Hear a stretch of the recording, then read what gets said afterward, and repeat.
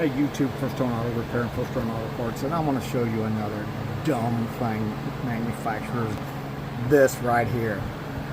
This happens to be a Ford. I see these more on Fords than anybody else. You see this little thin, shiny piece of chrome plated crap they put over the lug nuts? It deforms. This is a Super Duty, right? These things are on there tight. If somebody's put them on before or had them off, they've already dinged them, they've already worn. This is the most worthless piece of crap they've ever put on a wheel.